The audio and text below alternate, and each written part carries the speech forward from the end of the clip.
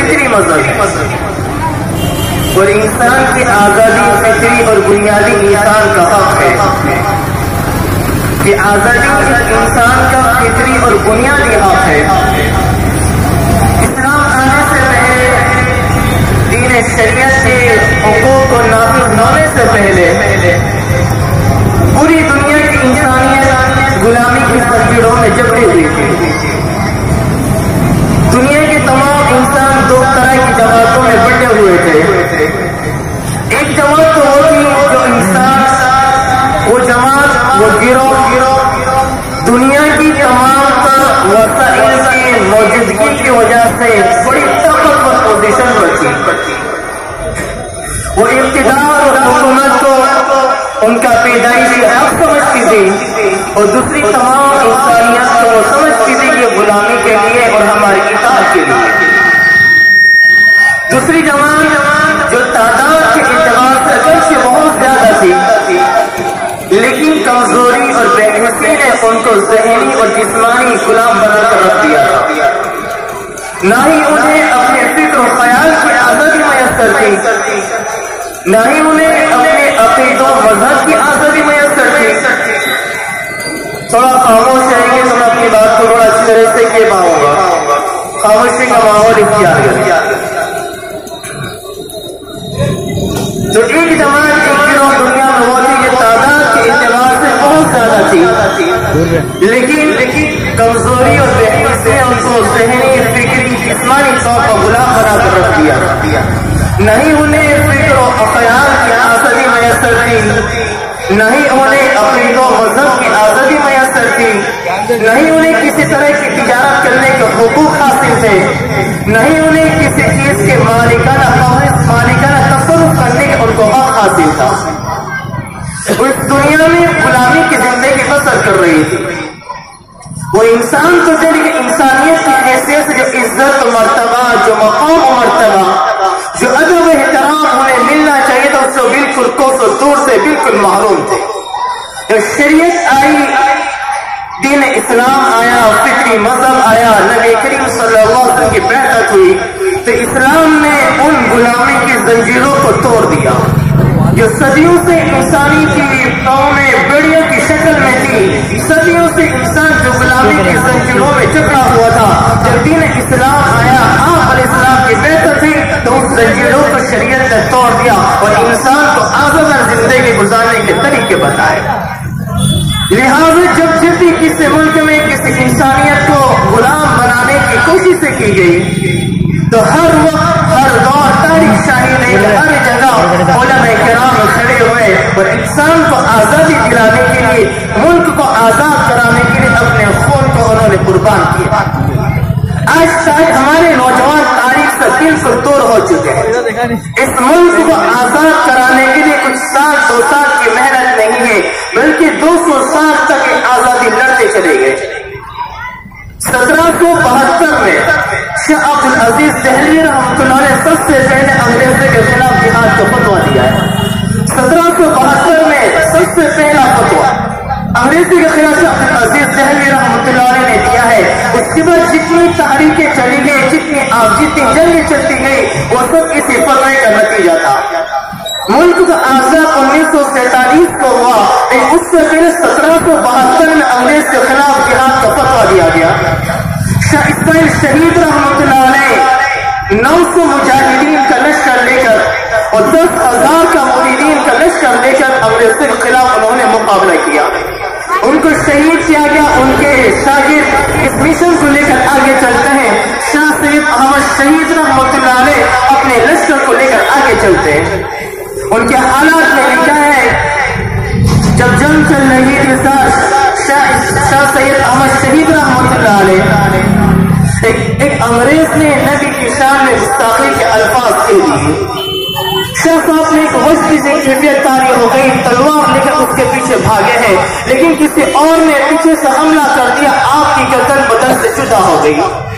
لیکن دل میں تھانا تھا، جس نے میرے نبی کی شان میں گستاخی کی تھی، میں اس کو قتل کر کے رہوں گا۔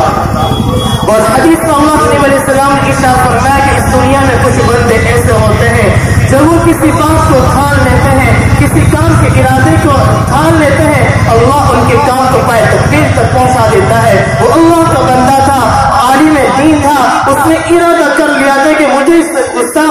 رسول کو موت کے گھاٹ اتارنا ہے۔ کتاب کی تاریخ کی کتابوں میں یہ واقعہ شاہد ہے کہ ان کی گردن بدن سے جدا کر دی گئی، وہ تلوار لے کے وہ جسم بغیر گردن کے، وہ تلوار لے کے وہ جسم دوڑتا رہا اس گستاخ رسول کے پیچھے، اس پر وہ پیچھے سے گرا، اس پر شاہ شہید رحمۃ اللہ علیہ اس پر گرے اور اس کے بس کی گردن اس کے بدن سے جدا کر دیا۔ تو ہمارے علماء کرام نے لاکھوں کئی تعداد میں اس ملک کو آزاد کرانے میں ان کی قربانیاں لگی ہے۔ 14,000 علماء کرام کو طرف پر لٹکائے گئے۔ سنیا دیجیے، تاریخ گواہ ہے۔ تھامسن ایک بہت بڑا مؤرخ ہے، رائٹر ہے، وہ اپنی یادداشت میں لکھتا ہے کہ دہلی سے لے کر پشاور تک کوئی ایک ایسا بڑا طرف موجود نہیں تھا جس میں کسی عالم کی لاش کو لٹکایا نہ گیا ہو۔ 14,000 علماء کرام کو شہید کیا گیا، کیونکہ تھوڑے تھوڑے وقفے کے بعد اس ملک میں آزادی کی ہوا گونجتی رہی، آزادی کی آواز گونجتی رہی، چھوٹے موٹے معرکے چلتے رہے۔ تو انگریزوں نے میٹنگ کی، آپس میں مشورہ کیا کہ آخر کیا بات ہے کہ ہمارے مقابلے میں تھوڑے تھوڑے فاصلے سے کوئی نہ کوئی جماعت کھڑی ہوتی رہتی ہے۔ تو ایک جماعت نے سروے کر کے اس بات کا اظہار کیا، جب تک اس ملک میں علماء کرام موجود ہیں، قرآن کریم موجود ہے، یہ مسلمان ہمارے خلاف آواز اٹھاتے رہیں گے۔ سب سے پہلے اس ملک سے قرآن کریم کو ختم کیا جائے، علماء کرام کو مٹایا جائے۔ اور اتنا ہی نہیں، تھامسن اپنی یادداشت میں لکھتا ہے، میں دہلی میں تھا، ایک اپنے خیمے میں رکا ہوا تھا کہ مجھے انسان کے گوشت کے جلنے کی بو محسوس ہوئی۔ میں اپنے خیمے سے باہر جاتا ہوں، میں کیا دیکھتا ہوں، میری آنکھیں پھٹی کے پھٹی رہ جاتی ہے۔ جب واقعات پڑھتے ہیں، سنتے ہیں، ہمارے بدن کے رونگٹے کھڑے ہو جاتے ہیں۔ 40 علماء کرام کو لایا گیا، تب ہی آگ ہے، لمبی چوڑی آگ جلی ہے۔ 40 علماء کرام کو بے لباس اس آگ پر لٹا دیا گیا اور ان کو جلا کر راکھ کر دیا گیا۔ اس کے بعد دوسرے 40 علماء کرام کو لایا گیا، اس میں سید احمد گجراتی رحمۃ اللہ علیہ بھی تھے۔ ایک انگریز نے ان سے عربی زبان سیکھی تھی، وہ کہنے لگا آپ میرا استاد ہو، صرف آپ ایک مرتبہ اس بات کا اقرار کر لو کہ میں اس آزادی کی جنگ میں، اس آزادی کی تحریک میں شریک نہیں ہوں، میں آپ کو آزاد کروا دوں گا، چھڑوا دوں گا۔ انہوں نے بڑا بہترین جواب دیا، میں اس بات کو کہہ کر اللہ کے رجسٹر سے اپنے نام کو نکلوانا نہیں چاہتا۔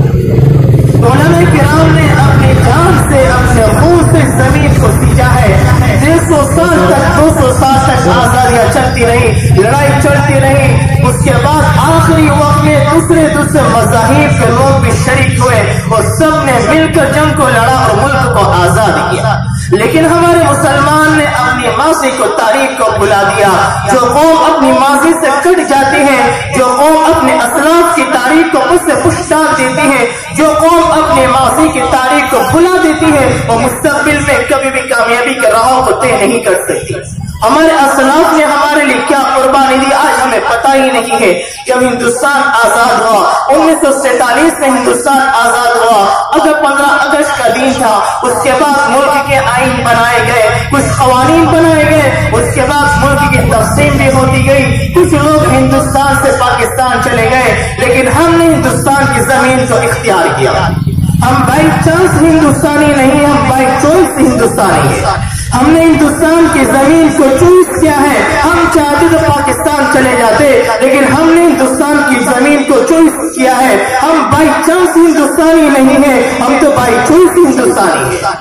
اور دوسرے حضرات تو بائی چانس ہندوستانی ہیں، ہمارے پاس موقع تھا، ہم نے اس زمین کو اختیار کیا ہے۔ ہمارے دلوں میں اس زمین کی محبت ہے۔ ہر مسلمان کے دل میں، ہر ہندوستانی کے دل میں سب سے پہلے مکہ المکرمہ، مدینہ المنورہ اور بیت المقدس کی عظمت اس کے دل میں موجود ہے۔ ہر مسلمان چاہتا ہے اس کی موت ہو ان مقدس زمین پر ہو، لیکن ان 3 مقدس زمین کے بعد اگر چوتھی کوئی زمین ہماری نظروں میں ہوگی تو اسی ہندوستان کی سرزمین ہوگی۔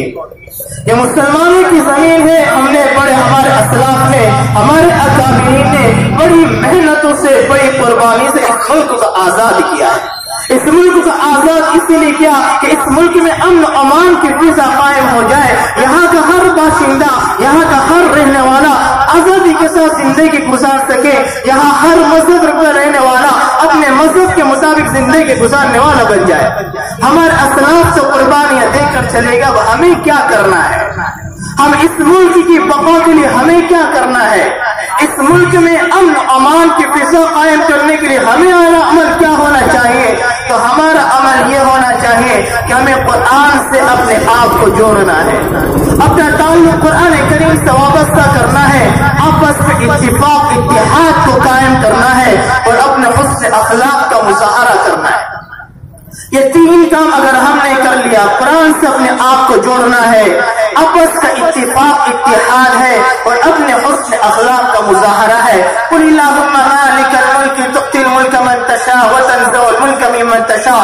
اللہ فرما رہے اے نبی آپ میرے بندوں کو کہہ دو، آپ میرے بندوں کو کہہ دیجئے قل اللہم مالک الملک تؤتی الملک من تشاء، ملک اس کے ہاتھ میں ہے، زمین کا مالک وہ ہے، للہ ما فی السماوات وما فی الارض، آسمان کا مالک بھی اللہ ہے، زمین کا مالک بھی اللہ ہے، وما فیہ، زمین و آسمان کے درمیان جتنی بکھری ہوئی چیزیں ہیں تمام کا خالق بھی اللہ ہے، تمام کا مالک بھی اللہ ہے۔ وہ اللہ اپنے زمین پر جس سے چاہتا ہے اسے بٹھاتا ہے، کرسی کا انتخاب بھی وہی کرتا ہے، صاحب کرسی کا انتخاب بھی وہی کرتا ہے۔ قل اللہم مالک الملک تؤتی الملک من تشاء، جسے چاہتا ہے اسے ملک دیتا ہے، بادشاہ دیتا ہے، اور جسے چاہتا ہے اسے ملک کو بادشاہ کو چھین لیتا ہے۔ تو ہمیں ملک کے امن و امان کو باقی رکھنا ہے۔ ہم یہ چاہے ہمارے اقتدار، ہمارے حاکم منصف ہو، انصاف کرو ہو، تو ہمیں اپنے آپ کو قرآن سے جوڑنا ہے، آپس میں اتفاق اتحاد کو قائم کرنا ہے اور حسن اخلاق کا مظاہرہ کرنا ہے کہ ہمارے چاروں طرف جہاں ہم سروس کرتے ہیں، کاروبار کرتے ہیں، اسکولوں میں جاتے ہیں، ہمارے چاروں طرف مسلم کے علاوہ دوسرے بہت سے مذاہب والے بھی رہتے ہیں، ہمارے ساتھ اٹھتے بیٹھتے ہیں۔ ہمیں کوئی ایسی حرکتیں نہیں کرنا ہے، کوئی ایسے اعمال نہیں کرنا ہے، ایسی زبان سے فاش باتیں نہیں نکالنا ہے کہ ہماری باتوں کو دیکھ کر، ہمارے اخلاق کو دیکھ کر، ہمارے کردار کو دیکھ کر غیر مسلم ہمارے مذہب پر اشکال کرے اور ہمارے مذہب پر انگلی رکھے۔ ہمیں اچھے اخلاق کا مظاہرہ کرنا ہے۔ جب ہم اچھے اخلاق سے ملیں گے تو ہمارے اخلاق سے دوسرے لوگ متاثر ہوں گے کہ یہ اسلام ہے، کتنے اچھے اخلاق ہے، کتنے اچھے کردار ہے، یہ ان کی زندگیاں ہیں، یہ ان کی زندگی، ان کا اسلام انہیں یہ طریقہ بتلاتا ہے، تو ان کا مذہب کتنا اچھا ہوگا۔ ہمارے اخلاق سے متاثر ہو کر ملک میں امن و امان کی فضا بھی قائم ہوگی اور دوسرے مذاہب والوں کو ہمارے اسلام کے قریب آنے کا موقع بھی ملے گا۔ اللہ تعالیٰ ہم سب کو عمل کرنے کی توفیق عطا فرمائے اور اس اجلاس کو ہم سب کے لیے باعث رشد و ہدایت عطا فرمائے۔ اللہ تعالیٰ عمل کرنے کی توفیق عطا فرمائے، آمین۔ وما علیکم البلاغ۔